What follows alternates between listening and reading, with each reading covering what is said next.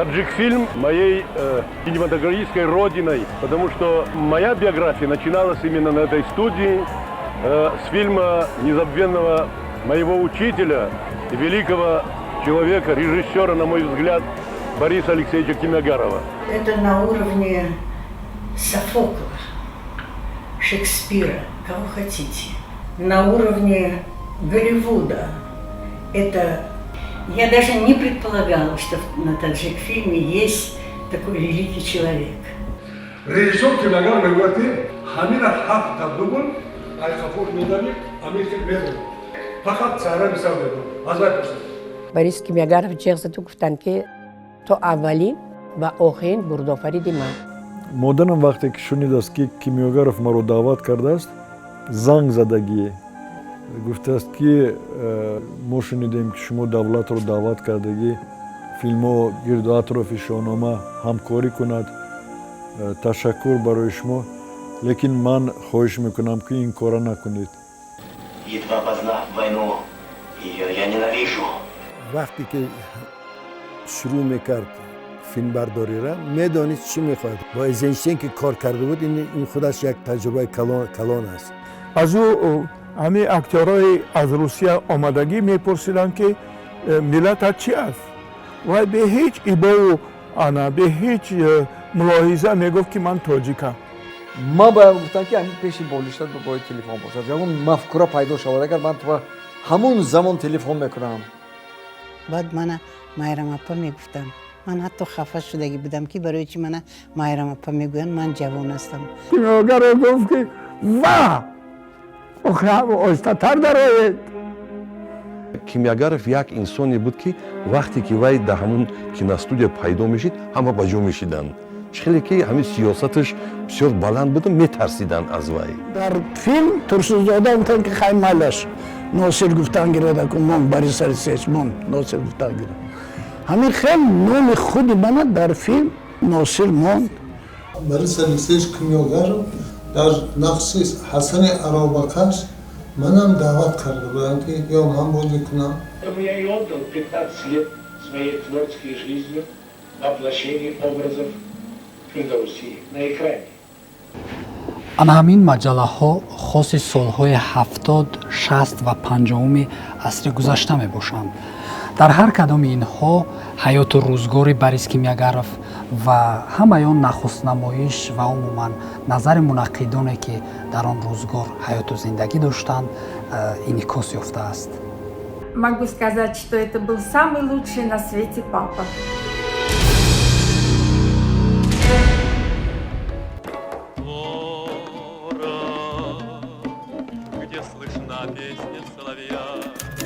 Сталинобод, Тоҷикистони Шӯравӣ.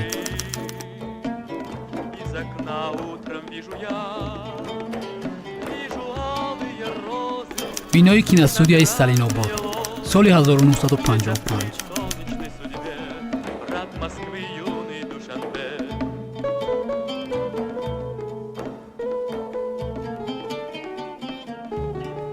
инҷо аввалин филми бадеии тоҷикӣ дохунда ки дорои ҳуввияти миллист ва маҳсули адабиёти худи мост таҳия шуда истодааст. оғози давраи тиллоии кинои тоҷикро аз ҳамин ҷо медонанд, гарчанде ба таъсисёбии тоҷикфилм аллакай 25 сол пур шудааст. дар 15 соли охир ин коргоҳи филмофарӣ қариб фаъолият намекард, на ба он хотир ки ҷанги бузурги ватанӣ ҷараён дошт. баръакс, дигар киностудияҳо фаъолияти ҷоноктар доштанд дар ин давраи ҳассос. асосан филмҳои ҳуҷҷатӣ ва тарғиботию ташвиқотӣ таҳия мекарданд. ҳатто Союздетфилмро ба Сталинобод сафарбар карда буданд. мушкили асосии тоҷикфилм набудани мутахассисони маҳаллӣ буд, зеро ягона синамогари тоҷик Комили Ҳурматов ҳанӯз аввали солҳои 40 аз тоҷикфилм рафт. танҳо аз соли 1946 бо овардани ҷавоне ки акнун донишкадаи синамогариро хатм карда буд, фақат таҳияи филмҳои ҳуҷҷатӣ иҷозат дода шуд ва ин раванд то соли 1955 идома ёфт.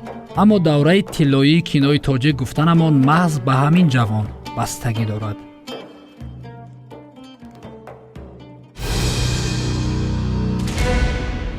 инҷо саҳни ҳавлии муассисаи давлатии тоҷикфилм аст ва 30 сентябри соли 2020 расо 100 сол, яъне як аср пур шуд ба зуҳури яке аз нобиғаҳои тозатарин санъати рӯи замин, синамо, ки он ҳам дар ҳамин 100 солаи охир ба вуҷуд омаду ба ҳадди ниҳоӣ рушд кард.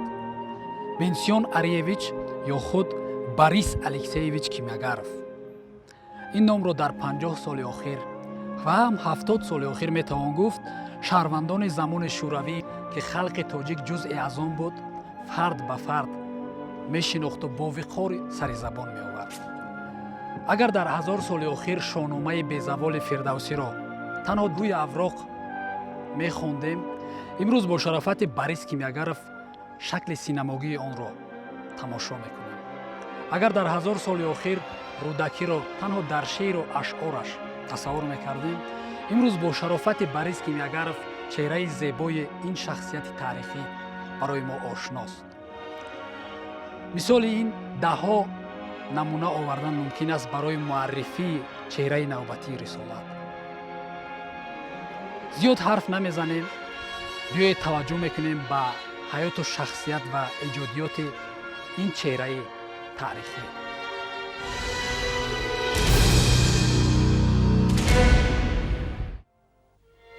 Борис Кимягаров зодаи Самарқанд аст. падараш аз яҳудиёи Самарқанд буд ва зиндагии оддию фақиронае доштанд. ҳамагӣ 8 сол дошт, ки аз модар ятим монд ва ӯро бо хоҳараш Тамара ба ятимхона бурданд.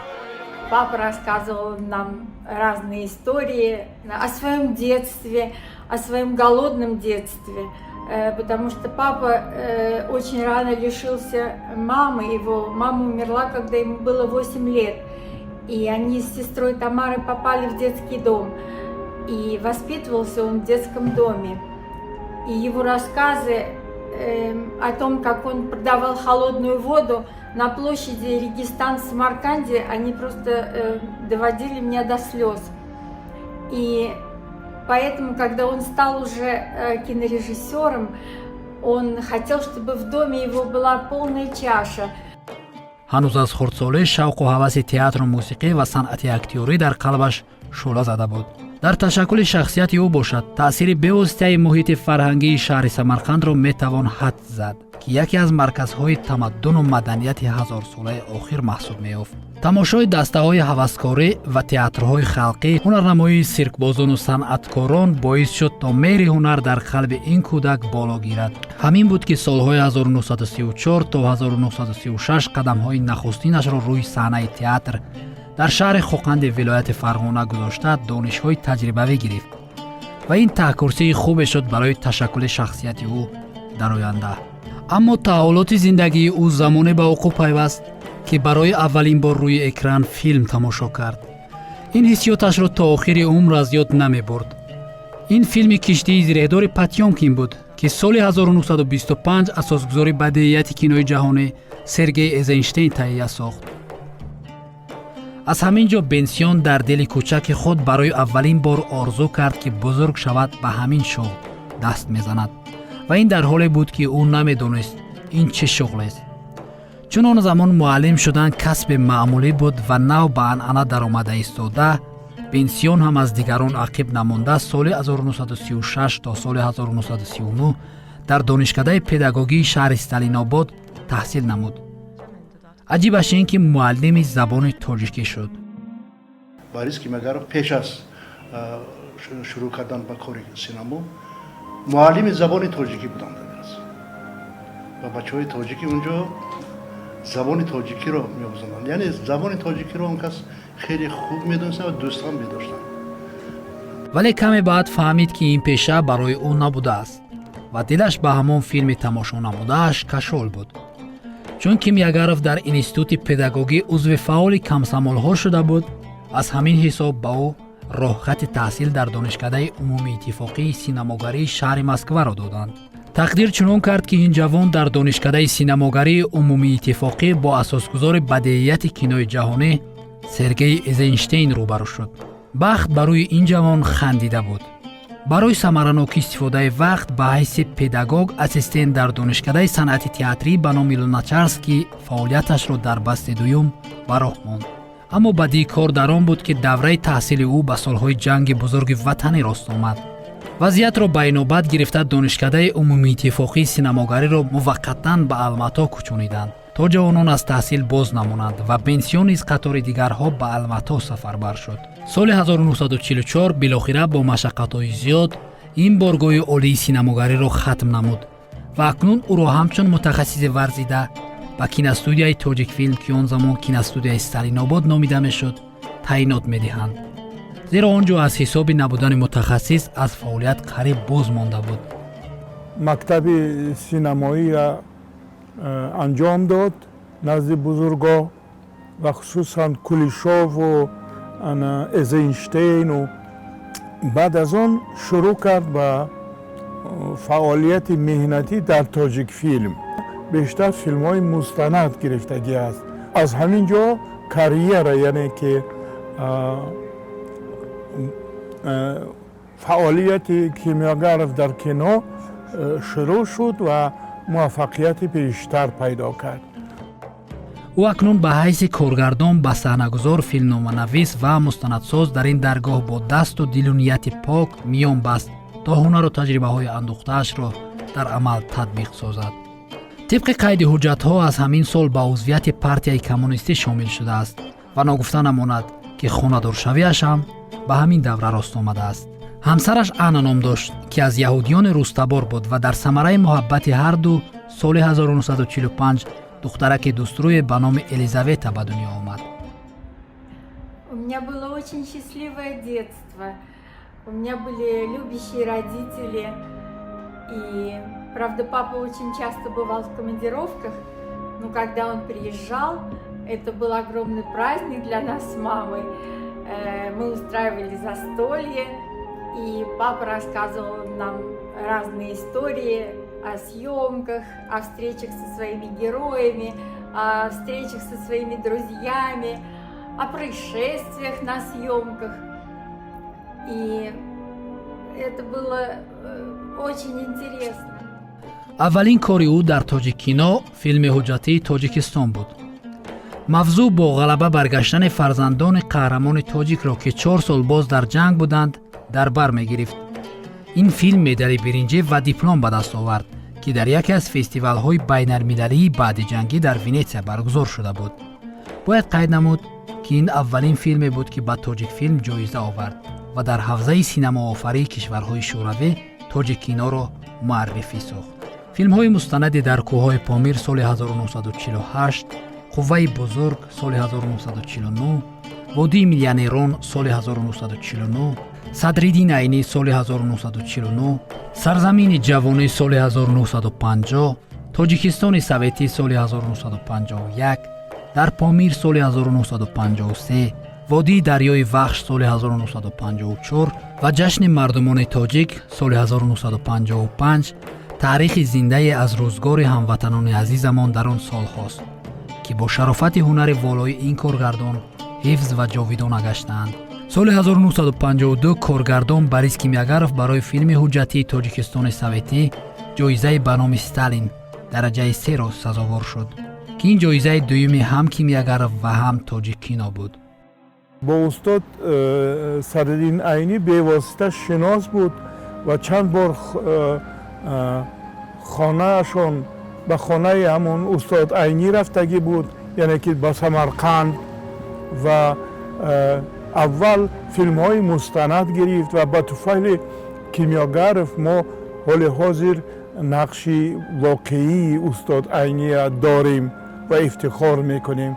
вай зиёда ба гумонам 3 филми мустанад дар бораи устод Айнӣ гирифтагӣ аст ва ин филмҳо бисёр муҳиманд, ҳам аз ҷиҳати ҳирфаӣ, ҳам аз ҷиҳати портрети масалан устод Айнӣ, ки мо то ҳол бо ин филмҳо ифтихор дорем. инак боз мегардем дигарбора ба ҳамон масъалаи оғози солҳои тиллоии кинои тоҷик, ки дар боло зикр ёфта буд, яъне соли 1955 ва боз ҳам ҳамон майдони сабти филми Дохунда, ин филм аввалин ва олитарин намунаи кино дар таърихи синамои кишвар аст ки коргардони он қаҳрамони имрӯзаи мост. то ин замон барои таҳияи чунин филмҳо ба қавле иҷозат набуд ва ин чорчӯбаро аввалин шуда Борис Кимягаров шикаст. гарчанде пештар Комил Юрматов рӯ ба таъриху адабиёт оварда филми Ибни Синоро таҳия сохт, аммо он дар киностудияи Узбеккино сабт шуда буд. бинобар ин дар Тоҷикфилм ин тозакорӣ ба номи Кимягаров сабт шуд. ӯро акнун ба ҳайси асосгузори жанрҳои таърихӣ, ҳаммосавӣ ва ё худ қаҳрамонӣ дар кинои тоҷик медонанд. дар дохунда Кимягаров кӯшиш кард ки бо тамоми асл ҳамун достони дохундара ба навор гирад ва нақши асосӣ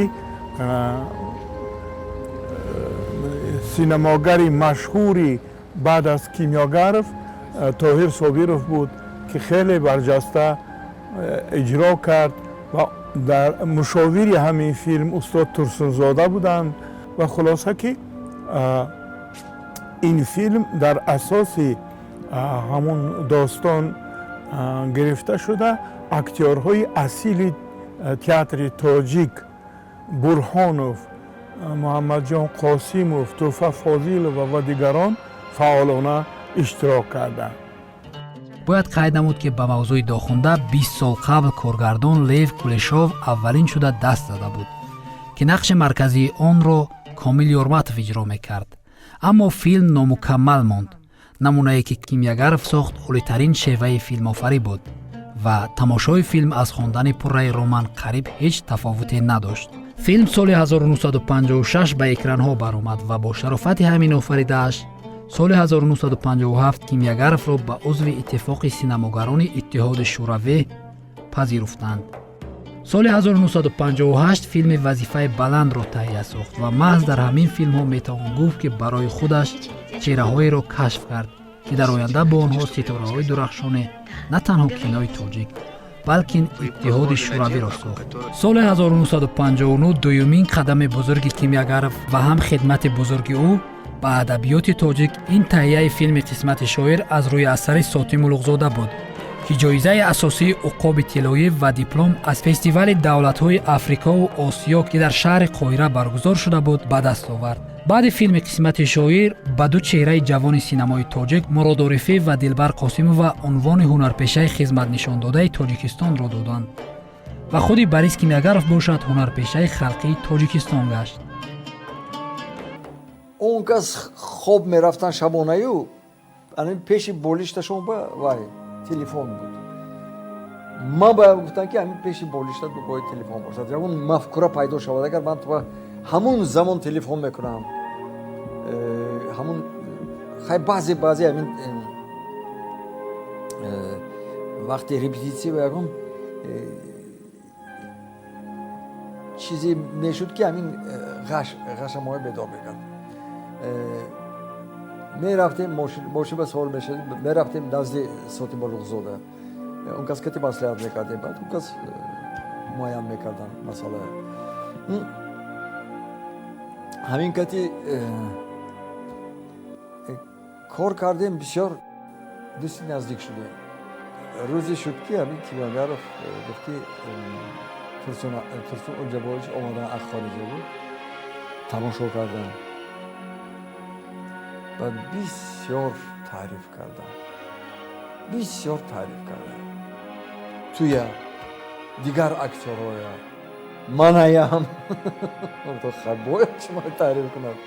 дар ин муддат баробари филмҳои ҳунариаш барои таҳияи 4 филми ҳуҷҷатии дигар низ вақт ҷудо намудааст ки Мардумони сарзамини офтобӣ соли 1957, Салом Тоҷикистон соли 1959, Дар роҳи рост соли 1962 ва 4 суруди Тоҷикистон соли 1962 мебошанд.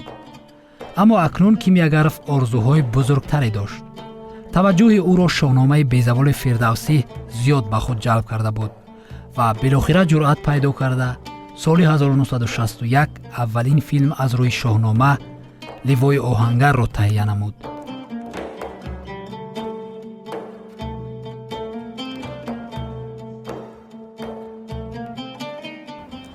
اولین فیلمی که وای کوشش کرد همون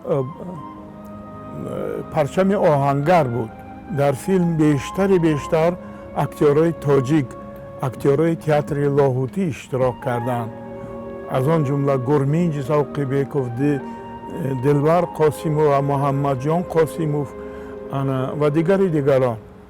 و این فیلم از نگاه سوژه بسیار عجیب بود و چیزی محتوای گومانیتری داشت و این فیلم باید گویم که در سالهای جنگ در نقشه بود و همون سالهای 42 43 سیوزدید فیلم اینجا مهاجر شده بود و استاد غفورов خواهش کرده بودند که همین فیلم با همراهی تاجیک فیلم به نوار گرفته شود، ولی از سبب فوراً رفتن سیوزدید فیلم این نقشه عملی نشد. بعد استاد کیمیاگرف همین چیزا به نوار گرفت و محض موضوع ضد جنگی همین سوژه، همین فیلم احساس می شود. ҳамон шабу рӯзҳо номзадӣ Борис Кимиагаровро ба вазифаи котиби аввали иттифоқи синамогарони Тоҷикистон пешниҳод сохтанд, ки худи ӯ яке аз ташаббускорони таъсис ёфтани ин иттифоқ буд. ин вазифаро бо ифтихор пазируфта 3 сол адои хизмат кард, аммо аз корҳои эҷодӣ рӯ нагардонда бо қувваю нерӯи дучанд камари ҳиммат баста буд. дар ин муддат филмҳои оромӣ намешавад ва даврони осоиштагиро бе ягон камукос таҳия сохт. вале аз ҳама пурсару садо филми ҳасани аробакаш баромад, ки соли 1965 аз рӯи асари Мирзо Турсунзода таҳия сохт ва нақши марказии онро ҳунарманди Асетинӣ, Бимболат Ватаев офарид.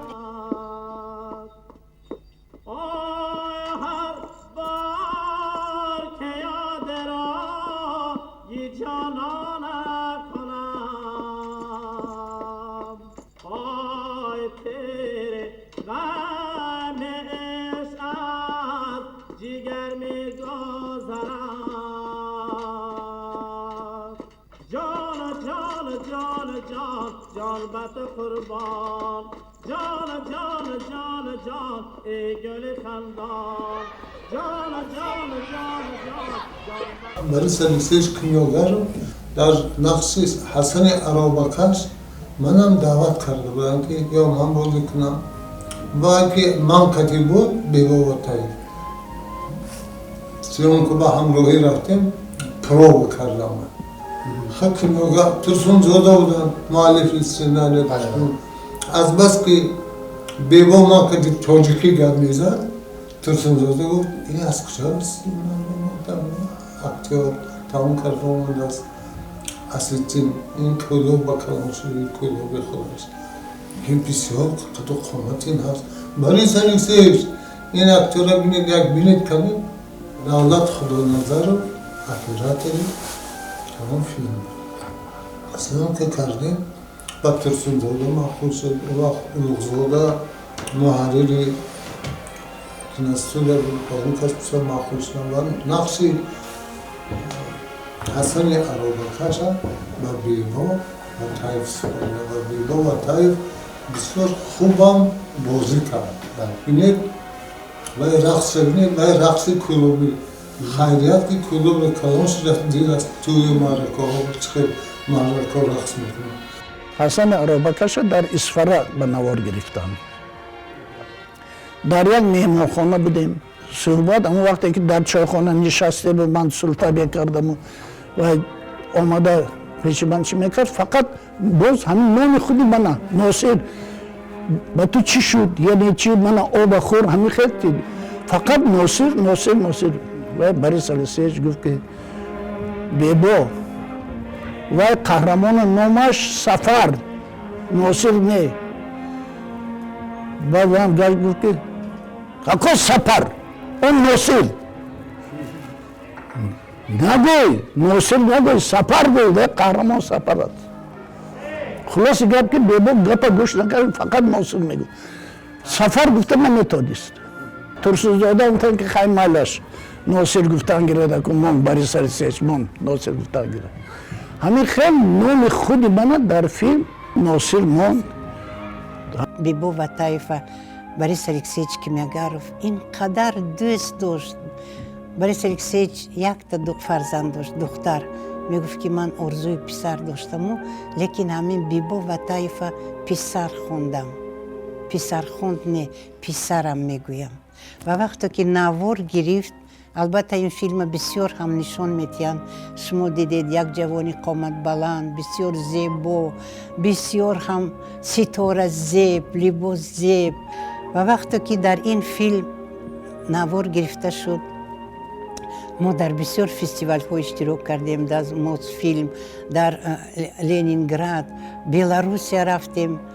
Ва Беларусия вақте ки мо рафтем, рӯзҳои даҳаи Тоҷикистон дар Беларусия, ба мо мукофоти баландтарина супорид котиби якуми ЦК Компартии Беларусия. Почетная грамота Верховного Совета он вақт мегуфтанд ки ин грамота барои хизматҳои бисёр ҳам шоён дода мешуд. Дар 50-солагии ман ба ман ҳамин мукофоти супориданд. Лекин барои филми Ҳасани Арбакаш чи дар Ӯзбекистону чи дар Ленфилм куҷое ки нарафтем, ё мукофотҳои баланд ё ки мукофоти маблағ медоданд.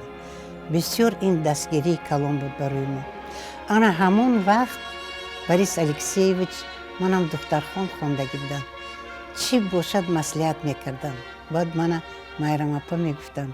Ман ҳатто хафа шудагӣ будам ки барои чӣ мана Майрам апа мегӯянд, ман ҷавон ҳастам. Гуфтанд аз ҳурмати баландам. дар ҷаласаи иттифоқи синамогарон соли 1965 узви шӯрои раисон интихоб шуд ва соли 1970 бошад котиби иттифоқи синамогарони саросари шӯравӣ шуд. акнун Кимёгаров дар ҷустуҷӯи чеҳраҳои нави синамоӣ буд ва аз дигар ҷумҳуриҳои бародарӣ низ ба филмҳояш ҳунарпешаҳоро даъват мекард ки соли 1968 дар филми «Чӣ тавр дил ба даст овардан» аз ҳамин таҷриба бештар кор гирифт ва ҳунарпешаи муваффақи дигари кинои шӯравӣ Светлана Норбоева, ки ӯ низ яке аз кашфиётҳои дигари Кимягаров мебошад, маҳз дар ҳамин филм зуҳур кард. Меня пригласили на пробы. Поскольку я никогда не была в Душанбе, в общем, меня как немножко так, я как-то за рубежом и даже в соседних, ну, как-то было во Фрунзе, я снималась, но вот в Душанбе не приходилось. Поэтому я не знала, с кем я встречусь. И я тоже стала спрашивать, а кто еще из Узбекистана приглашен. Мне сказали, что еще приглашен мой партнер Туган Реджиметов, с которым я снималась просто накануне в фильме «Сурая». И мы поехали к Борису Алексеевичу. Нас встретили очень радушно. Привезли нас в киностудию. И, наконец, мы зашли в группу, где сидел Борис Алексеевич. Встретил он нас просто шикарно. Мы обнялись, поздоровались, познакомились. Он мне сказал, ну, читала сценарий? Я говорю, читала. Понравилось? Я сказала, понравилось. Меня сопровождали администрация, и он сказали, мы сейчас едем в гостиницу, а потом приедем на пробы костюмов. Он сказал, так вот, ни в какую гостиницу ехать не надо, везите Светлану прямо к нам домой. Там Анна Михайловна ее встретит, для нее есть комната, это комната Лили. Лили сейчас нет, она в Москве, в Авгике учится, так что для нее там есть комната, и мы с ней еще вечером потолкуем, поговорим. Вот такая была встреча. Это было впервые, казалось бы, я только его увидела, мы только пообщались. Он уже меня приглашает домой. Анна Михайловна меня встретила как свою родную. Тут же мне предложила компот, там все такое домашнее, так вкусно готовила. соли 1970 киностудияи Тоҷикфилм 50-солагии ин шахсиятро баргузор намуд ва аз рӯи гуфтаҳои духтараш Елизавета Кимягарова, ки феълан дар Исроил зиндагӣ дорад, хушбахттарин лаҳзаҳои ҳаёти падараш маҳз дар ҳамин давра будааст. Он замон саломатиаш хеле дар ҳолати хуб қарор дошт. ҳамсараш Анна аз ӯ хуб муроқибат мекард ва як намунаи олии оилаи хушбахтро доштаанд. Мне кажется, это был один из самых счастливых периодов его жизни. Еще была жива мама, сам он был здоров, полон энергии. Сегодня, когда я смотрю папины фильмы, знаете, когда я вижу в титрах фамилию режиссер Борис Кимягаров, у меня начинает просто очень сильно биться сердце. У меня такое впечатление, что у моего папы потрясающая энергия, которая перешла в его фильмы. Я не знаю, может быть, это у меня такое впечатление, потому что я его дочь, но мне кажется, что вот энергия созидания, энергия творчества, энергия любви к своей профессии, вот она вся в его фильмах. У нас часто дома бывали интересные люди, его друзья, много поэтов, писателей, композиторов. Папа дружил с композитором Андреем Бабаевым, который приезжал в Душанбе. Он написал музыку к фильму «Судьба поэта». И, кстати говоря, это очень известный композитор, прославившийся музыкой к фильму «Я встретил девушку». Он любил работать с молодыми операторами, художниками, ездил в Авгик и приглашал на работу в Таджикистан. У него начинали такие впоследствии известные операторы, как Алановский, Наум Ардашников, Борис Середин, художники Евгений Куманьков. И впоследствии уже в Таджикистане молодые операторы Давлат Худоназаров, Заур Дахте, художники Владимир Серебровский, Шавкат Абдусаламов. Они все были выпускники ВГИКа, все были молодые, и у папы всегда была молодая команда. Не могу оценивать, наверное, это будет не объективная оценка его как режиссера, но я могу сказать, что это был самый лучший на свете папа. акнун Кимягаров, ки солҳо боз нақшаи офаридани филмҳо аз рӯи шоҳномаро дошт, образҳои тасаввур мекардаашро дар ҳайати ҳунарпешаҳое, ки то имрӯз бо онҳо кор кард ва то андозаи онҳоро тарбия сохт, дилпурона даст зад ба шоҳкориҳои синамои тоҷик, ки токунун назир надоранд ва шӯҳрату овозаҳояшон марзу сарҳад намешиносад. чизи асосие ки дар ҳаёти ҳар яки мо, дар ҳаёти Тоҷикистон, дар ҳаёти миллати тоҷик, дар ҳаёти фарҳанги тоҷик як табаддулоти бисёр ҳамҷаҳонӣ шуд, ин ба навор гирифтани филми Рустам ва Сухроб, достони Рустам.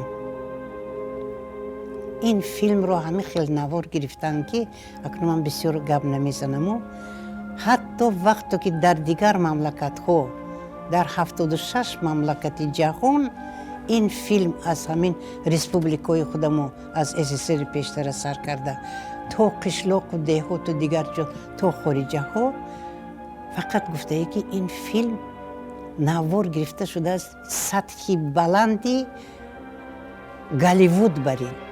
В моей жизни был один человек, который протянул мне руку. Это был незабвенный Борис Кимягаров, у которого я начал сниматься в кино. И до конца его жизни я снимался во всех его фильмах. Вот. Этот человек протянул мне руку, он мне был как отец, был мне как родной, как брат. Что вы изучили за очень короткое время таджикский язык. Да, но он мечтал, чтобы я на сцене Таджикского академического театра сыграл бы Рустама на таджикском языке. Да. Сказание о Рустаме, Рустам и Сухроб. Я вообще считаю, что эта работа была, как вам сказать, самой коронной, что ли, для моей биографии. Я была очень довольна, что я прошла на эту роль. Я знала, что это будет событие для меня в моей биографии и, возможно, событие для таджик-фильма.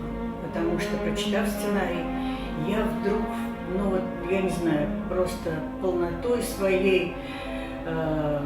своей души я поняла, что это такая работа, на которую потратил Борис Алексеевич очень много времени, и он шел к этой работе, понимаете? Это Фердоуси, это поэма. В ней было все, и лирика, и военная ее часть, потому что это фильм о войне. Что делает эта война, как она меняет души людей. Это фильм, там столько интересных образов, интересных событий. Я думаю, что это на уровне Софокла, Шекспира, кого хотите. Это трагедия, это романтика на уровне Голливуда. Но там все проработано до мелочей. До мелочей. До мелочей. Все, костюмы. Что художников, костюмов. Операторская работа. Это вот я впервые увидела такую готовность. Впервые. Я много снималась тогда на Узбекфильме, я на Фрунзенской студии Киргиз-фильме снималась. И я такого не видела. Такого не видела. Вот эту фразу я как-то сначала хотела сказать более бытово, без такой лирики. Он сказал, нет, нараспев. Супруг мой любимый, ты больше не спишь? Супруг мой любимый. Чего так печально глядишь? Вот как-то вот так. Ты больше не спишь. И почти весь фильм я вот как Скажи, бы чего так печально глядишь? Почти Мне сон снился тяжко. Вот прошло много лет, а воспоминания об этой работе у меня никак не проходят. Я всегда с большим удовольствием вспоминаю вот эту работу. Амин. Рустаму Сугробо бозӣ мекардем. Бибо Ватаев, Света Нурбоева дугонаи ман буд. Баъд дӯст доштану хай хулас ино фарзанддор шуданд. Писараш ҳозир режиссёр Бибо Ватаева дар Узбекфильм. В середине картины между сказанием о Рустаме и Рустама Сухра у меня должен был родиться ребенок. Первый, конечно, заметил Борис Алексеевич. И стал ругаться с Ватаевым. Он сказал, Борис Алексеевич, мы все придумали. Это будет в перерыве, когда вы нас отпустите на перерыв и готовиться к фильму «Рустам и Сухра». Это как раз вот в это время произойдет. Я думаю, мы успеем во всем. Ну вот мы как раз и успели. Он родился 4 апреля. И все было хорошо. И я в Ташкенте и должна была прилететь на съемки следующей серии сказания Рустама и Сухра. Я очень волновалась. Ребенку только 40 дней.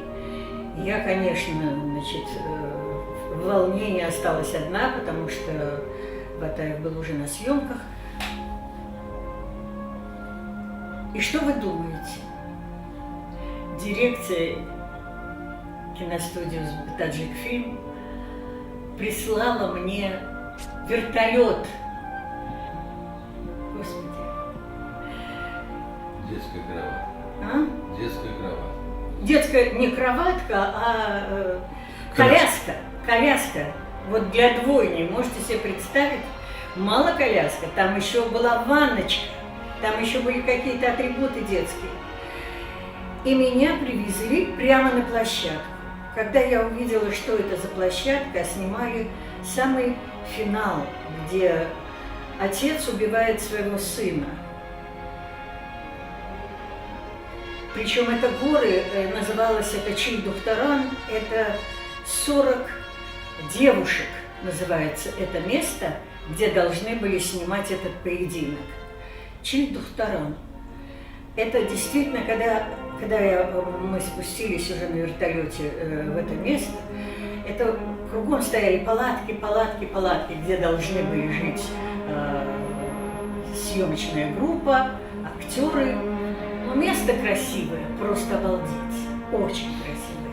Это вот эти горы были похожи на девушек с кувшинами, отвернутые вот так спиной. И их 40, вы представляете себе? Высоченные, высоченные эти горы, красоты необыкновенной. مادرم وقتی که شنید است که کیمیاگرف ما رو دعوت کرده است زنگ زدگی کیمیاگرف با گفته است که бориس алексеевич ما شنیدیم که شما دولت رو دعوت کردگی با شما فیلم ها گرد و اطراف شاهنامه همکاری کند تشکر برای شما لیکن من خواهش میکنم که این کار نکنید ما شما را حرمت و احترام میکنیم دوست میداریم وای دولت شما میتواند رنجاند و نمیخواهیم که این سببگار شود که رابطه ما و شما کنده شود همین خیلی نمود گپا گفتگی وای با گفت من ترسیدم که تو بعد قاری جالت خیزد بعد یگان گپی سخت وای ما باید از پیش از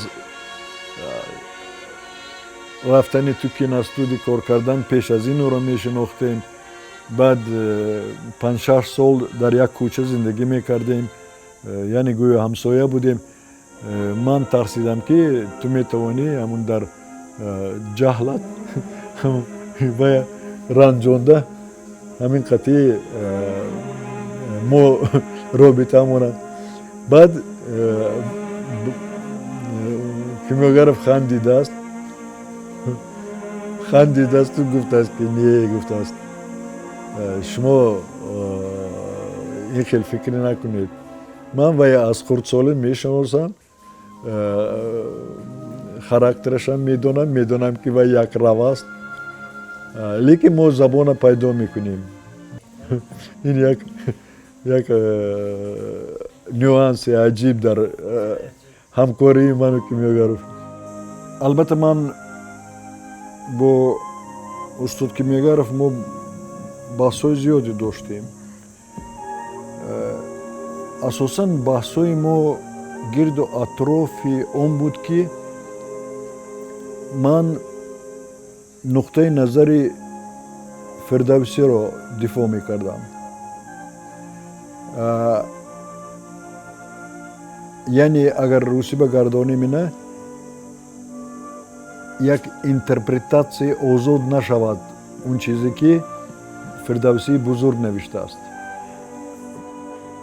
ما باید چنین کوشش کنیم که فکر و نظریات و فلسفه فردوسی را عمیق گذرانیم کانتکست همه یعنی بعد چی می شود بعد رستم و سهراب چی می شود افراسیاب کی بود سیاوش که در آینده باید پیدا شود از پس سیاوش کیخسرو که دو قسمی ایران زمین را هم توران و هم ایران را یعنی یک جا میکند یعنی این و شاهنامه یک چیز سبک نیست و چیز خیلی مرکب است برای این اگر برگردیم به سوالتون کار نه کار اپراتور و این خود به خود عموما فلسفه فردوسی بزرگ توانیم رسانیم به تماشابین برای من یعنی همون وقت هم خیلی مهم بود. У него удивительный талант был, Бориса Алексеевича. Он видел если снимает фильм, он заранее знал, кто будет, кто пройдет в худсовете. Он делал акцент на тех, кто видит, видно, акцент делал на кинопробах. А некоторых даже он пробивал без всяких кинопроб, потому что он знал, что вот это десятка. Допустим, Бибо Ватаев, фильм «Рустам» — это десятка. Он особо не старался пробу снимать. В фильме «Рустам Сухроб» единственная проблема была фильм «Сухроб» кого снимать. Очень долго искали Сухроба. И в прошлом году взяли и договорились, что в прошлом году будет физзарядка будет заниматься, что мышцы, руки все развивать. И он очень старался, Бибо, в прошлом году. Мне кажется, успешно завершил свою съемку в этом ролике. هر بیرون همه را جمع میکنند بیاید یک انیکدوت دارم. همه انیکدوت ما را گوش کنید بخوانید. من گفتم بیگو завтра борьба. Весь мир фильм будет смотреть. Мы должны так бороться, чтобы поверили, что это Рустам, это Сухраб.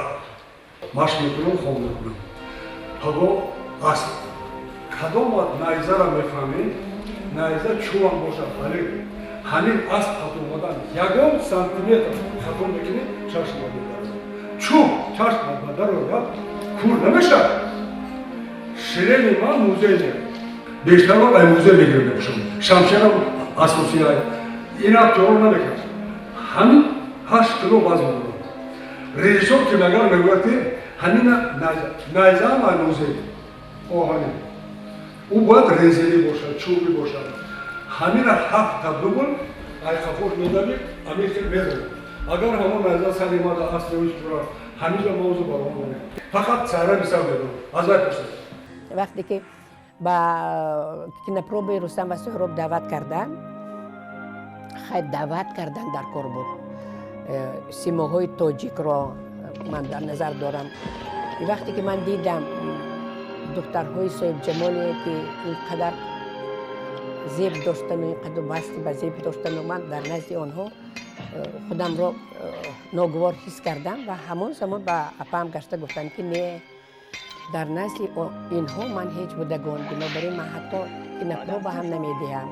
بعد اپام گفت که سایرم بازگشت نیست، ما تاجیک دختر هستیم، اینجا تاجیک فیلم، تو چه هنرمند، تو باید این دخترها از کجاها آمدگی، تو باید استعداد خودت سنجی، تو باید مبارز باشی.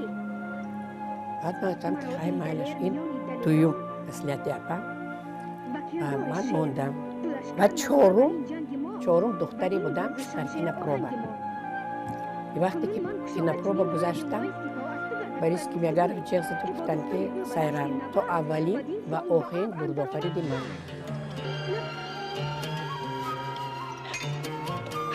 در مورد فیلم ها از روی داستان های شاهنامه مصاحبه خود Борис Кимиагаров ثبت شده است. Только что мы завершили съемку нашего второго фильма «Рустам и Сухраб». Группа вернулась из экспедиции. До этого мы завершили работу над двумя фильмами, двухсерийный фильм «Сказание о Рустаме». Наверное, мечта каждого художника, будь он режиссером театра, режиссером кино, наверное, бы посвятил бы всю свою жизнь над созданием или спектакля, или фильма по этому величайшему произведению нашей литературы. Фильм «Сказание о Рустаме» и «Рустам и Сухраб» – это плод десятилетней работы нашего большого коллектива. Это наш большой долг и большой экзамен перед зрителем.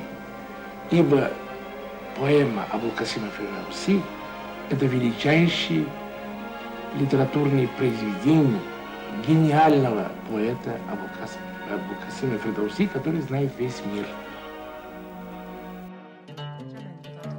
соли 1972 ҳарду филм дар панҷумин ҷашнвораи умумии иттифоқӣ ки дар шаҳри Тбилисӣ баргузор шуда буд, барандаи ҷоизаи қаҳрамони ҳаммосавии миллӣ гаштанд. ва соли 1973 бошад коргардони филм Борис Кимягаров, рассом Шавқат Абдусаломов, ҳунармандони нақшҳои марказии ин тим Бимболат Ватаев, Ҳошим Гадоев ва Маҳмудҷон Воҳидов сазовори ҷоизаи давлатӣ ба номи Абу Абдуллоҳ Рудакӣ шуданд. ҳамчунин Кимягаров барои ин филмҳо ҷоизаи сифати киномаҷаллаи экрани шӯравиро низ ба даст овард.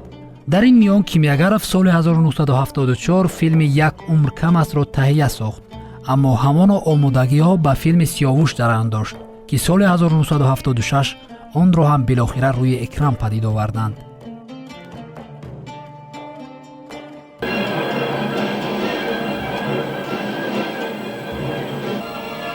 Мы попытались подойти к воплощению героя и человека, который привлекал бы нас не просто как главная фигура в зрелищном фильме, и только как герой легенды. Мы стремились к тому, чтобы он нес идеи нашего времени. Поэтому я и отдал 15 лет своей творческой жизни воплощению образов Фирдауси на экране. Теперь можно сказать, что это был долгий путь к Сиявушу.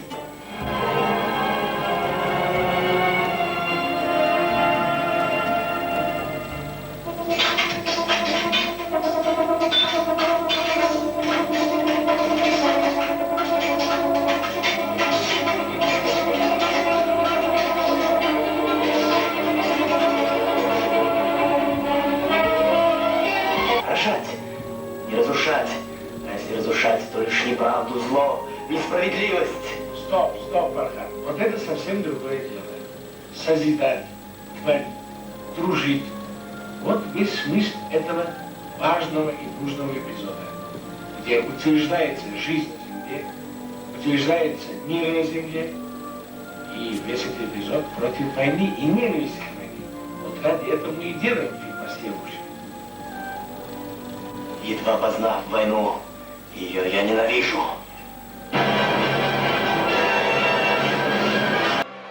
филм соли 1977 дипломи асосии 10-умин кинофестивали умумии иттифоқӣ дар шаҳри Тошкандро ба даст овард.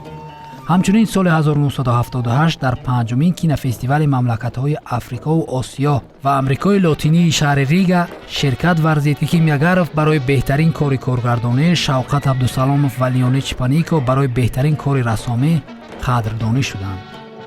филмҳои шоҳнома ҳанӯз ҳам шукӯҳ шаомати худро аз даст надоданд ва инро тамоми ҷомеаи ҷаҳонӣ кайҳо эътироф сохтааст. доктори илмҳои педагогӣ, профессори илмҳои таърихи ҷаҳонӣ Ирина Толқаблаи кино онро беҳтар мешуморад. В истории литературы и искусства с древнейших времен и до наших дней всегда было такое понятие, как соавтор или воссоздатель. Для того, чтобы литературное произведение имело долгую жизнь, чтобы оно было востребовано не только в ту эпоху, когда было написано, нужны такие соавторы и воссоздатели. И пусть они даже внесут в этот текст что-то свое, что его приблизит к той эпохе в начале 21 века. Более 40 лет назад завершился кинопроект по мотивам поэмы Абу Касима Фирдауси «Шахнаме», выдающегося таджикского режиссера Бориса Кимягарова. Это была трилогия. Имел популярность практически во всех странах мира. А главный герой в роли Рустама Бимболат Ватаев получил приз Панамского фестиваля. Это не фильм из категории «хорошие и плохие». Это не эпическое противостояние добра и зла. Это не борьба людей и орков. Это люди, сражающиеся с людьми. И поэтому это великий и трагический фильм о войне. Настолько это фильм великий, судить не нам, об этом скажут потомки. В фильме Кимягарова играл прекрасный актерский ансамбль. Атар Кабаридзе – Шах-Кавуз, Хашим Гадоев – Сухраб, Светлана Нарбаева – Тахмина, Сайран Исаева – Гурдафарид и другие. Не было, пожалуй, ни одной слабой роли. И Бимболат Ватаев, и Борис Кимягаров были признанными мастерами искусства при жизни. Но они воистину совершили подвиг. Они воссоздали бессмертную поэму Абулкасима Фирдауси, своего гениального предшественника. бо дар назардошти таваҷҷӯҳи имрӯзаи ҷомеаи ҷаҳонӣ ба офаридаҳои онвақтаи Кимягаров, ӯро дилпурӯна метавон коргардон ва таҳиягари сатҳи ҷаҳонӣ хонд ва дар ин ҳеҷ шакку шубҳае нест. дар ҳамин давра ҳаёти шахсии Кимягаров бо вуҷуди муваффақиятҳои зиёди беназиру ногуфтанӣ дар эҷодиёт чандон орому осуда набуд. ин солҳо барои ӯ хеле сангину пурмоҷаро буданд. соли 1974 ҳамсараш Аннаро аз даст дод. ин талафоти бузурге буд барои ӯ. барвақттар аз Кимягаров вафот кард. пеш аз вафоташ Давлат Худоназарова даъват мекунад ва мегӯяд ки ба Борис, яъне Бенсионариевич, ба Борис зани дигар пайдо кунед ки ба ӯ нигоҳубин кунад. хулоса ин хонум дар бораи саломатии шавҳараш ғамхорӣ зоҳир мекард ва дар ҳама бурдубохти ҳамин саломатии Кимягаров иштирок мекард ва вақте ки пеш аз мурданаш Давлат Худоназарова даъват карда гуфтааст ки ба ӯ зани дигар ёбед ки маро иваз кунад ва ба нигаҳбонии ин мард таваҷҷӯҳ кунад ва Кимягарова эҳтиёт кунад. вале Кимягаров дар ин мавзӯъ фикре надошт. У него очень семья, скромная семья у него была. Супруг у него очень преданный был, потому что супруг всегда обед, во время обеда он готовил, она готовила обед, послал на съемочную площадку, чтобы он время не тратил назад вперед. Иногда командиров, когда был, она тоже с ним ездила, чтобы ухаживать, обед готовить, с ним следил. Но и здесь трагедия произошла то, что во время фильма «Рустам Сугроб» она заболела. У нее рак груди было. И представляете, она об этом мужу не говорила, чтобы не сорвать ее съемки, чтобы не подействовать на ее настроение. Когда съемки все кончились, она только призналась тогда, а тогда это уже было поздно. Операцию сделали неудачно, тоже вот так она преждевременно ушла в жизнь. Так что она пожертвовала своим здоровьем ради своего мужа, ради успеха своего мужа, ради фильма. соли 1976 бошад атрофиёнаш аз рӯи ҳасаду бадбинӣ Кимягаровро барои аз худ намудани 1 миллион рубл аз буҷаи филмҳои достонҳо аз рӯи шоҳнома муттаҳам намуданд. инчунин барои даъват намудани чеҳраҳои ғайритоҷикӣ дар филмҳои бозгӯи таърихи тоҷикон ва чандин иттиҳомҳои дигар ки боис шуданд алайҳи ӯ парвандаи ҷиноӣ боз кунанд, кор то маҳкама рафта расид.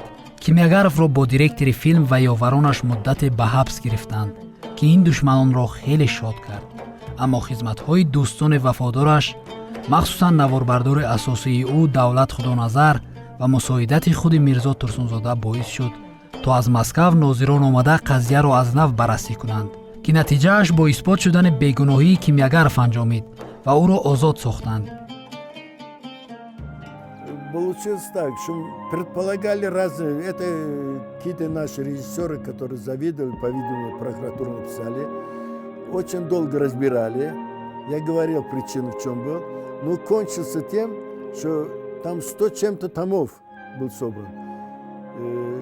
Режиссер, второй режиссер и директор фильма, которые были осуждены, они ни один документ не признали, не подписали.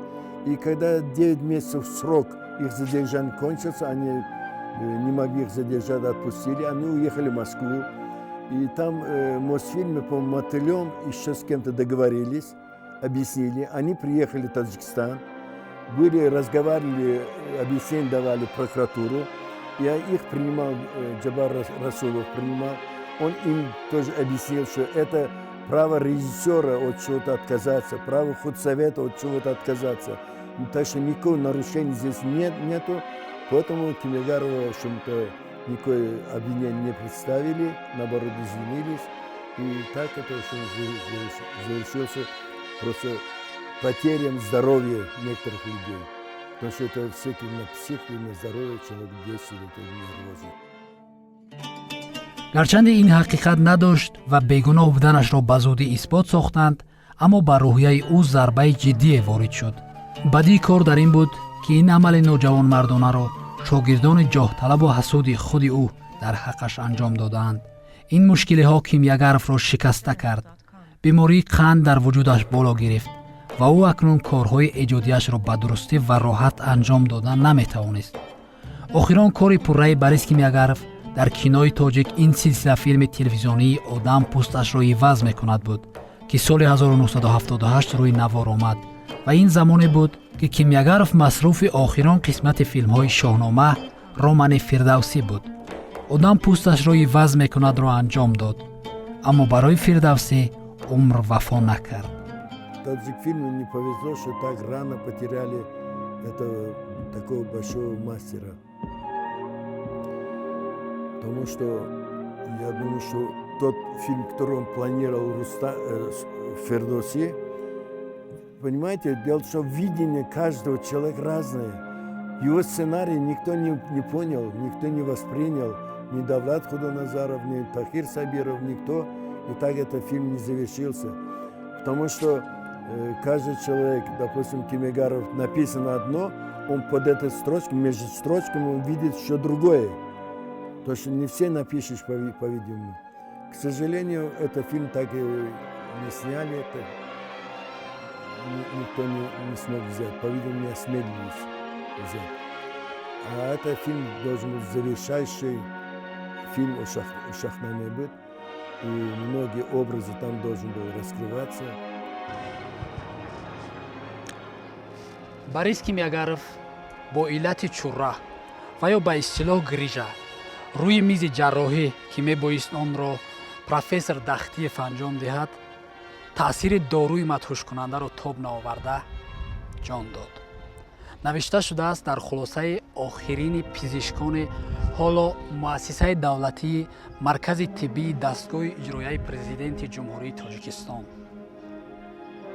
ки ин санаи 17 апрели соли 1979 дар дафтари қайдҳо сабт шудааст.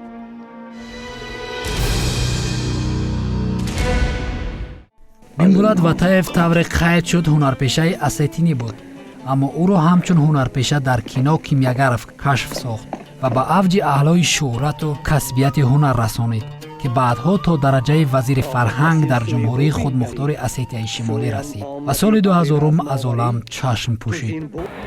Таджикфильм является как бы моей кинематографической родиной, потому что моя биография начиналась именно на этой студии с фильма незабвенного моего учителя, великого человека, режиссера, на мой взгляд, Бориса Алексеевича Кимягарова. Я с 1965 года связал свою судьбу неразрывно с Таджикистаном и с таджикским кинематографом. Что бы со мной ни произошло, и где бы я ни был, куда бы меня ни забрасывала судьба, я всегда буду помнить, что мои истоки как актера кино уходят вглубь таджикской земли, тем более, что мое детство в некоторой степени тоже связано с этой великой страной, с этой родиной великих таджиков, древнейшего народа. Светлана Нурбоева, ҳунарпешаи халқии Узбекистон, феълан дар Тошкент ҳаёту зиндагӣ дорад, ки бо виқору ифтихор аз ҳамкориҳояш бо Кимягаров ёдовар шуд. Это было большое счастье работать с ним. Я даже не предполагала, что на Таджикфильме есть такой великий человек. Вот на площадке он умел создавать ту атмосферу, где актеры себя чувствовали раскованно, где они понимали, что они работают с величайшим человеком и с величайшим художником. Но, во всяком случае, мне казалось это так. Столько внимания, доброты у него было к актерам, Причем как-то он всех успевал замечать, всех. Почему тут стоит, почему ему стул не поставили, а где вода для актера? Вы почему так плохо следите за актерами? Они устают.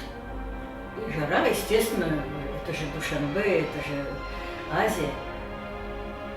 И вот это, вот глаз не только на мне, как бы он меня так встретил, он отмечал это всех, начиная от малого до великого.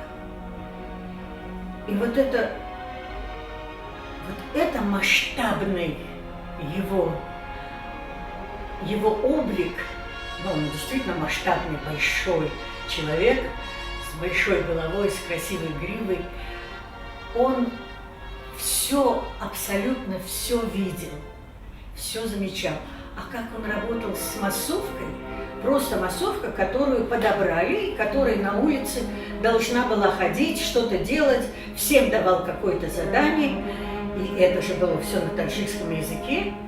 И вот эта огромная массовка под его командование работала как часы или актеры. Мне это навсегда осталось в душе. Я ему за это безумно благодарна.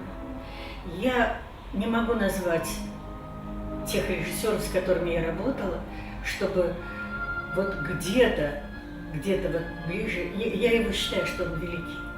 Он великий во всем.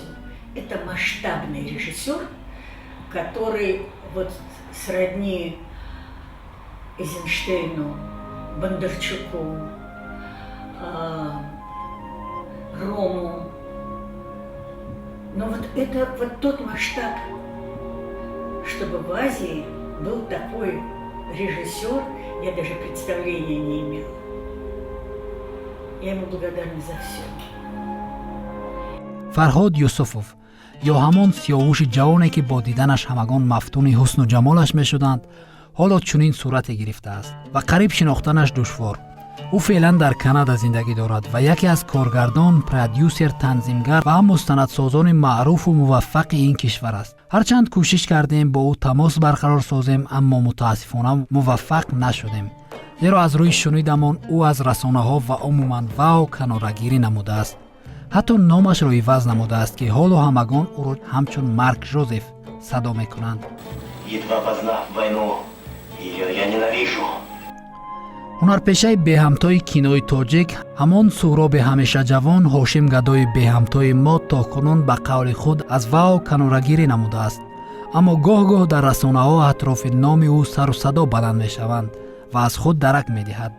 феълан шуғли нависандагиро пеша кардааст ки зиёда аз 200 адад китобро то кунун ба таб расонидааст.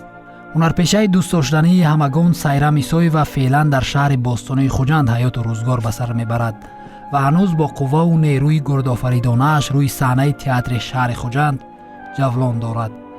Борис Алексеевич Кимягаров яке аз асосгузорони синамои миллии тоҷик буданд. ин шахси наҷиб, ин марди фозил дар ҳаёт хеле хоксор, заминӣ, меҳнатӣ, тозаҷӯ, андешапарвар, дилсофу ғамхор буданд. дар таърихи синамои тоҷик ҳамчун инсони бошукӯҳу наҷиб, покизасиришт, ки рамзи самимият ва хоксорист, дар хотири ман ҳамчун ҳунарпеша, ҳамчун инсон нақш бастааст. ман дар 3 филм бо устод Борис Алексеевич Кимягаров ҳамкорӣ кардам. ин филми хомӯшӣ намешавад. аввалин қадамҳои ман дар синамо, нақши муаллимаро бозидам. дуюм филм, ин филми достон дар бораи пахта буд, нақши бригадир Мамлакат Наҳангова. аввалин комбайнрони зани пахтачин. ва сеюм филм, ин филми Рустам ва Сӯҳроб, нақши Гурдофаридро офаридам. 3 нақш, 3 характери гуногун. асосаш ин ҳамкорӣ бо чунин режиссёри бузург, бо чунин таҳиягари нотакрор, одам, инсони асилу меҳрубон, соҳибаи олами бузурги санъат, ки он олам олами Борис Алексеевич Кимягаров аст. барои ман бахти бузург буд, устоди бузург, фарзанди барӯманд, фидоии миллат ва ватан. Ёдатон ба хайр бод.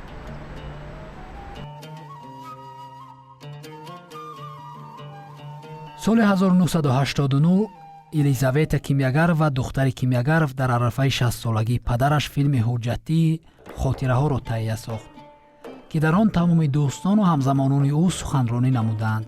инчунин худи Борис Кимягаров хотираҳояшро дар маҷмӯае бо номи роҳ ба қуллаҳо нигоштааст.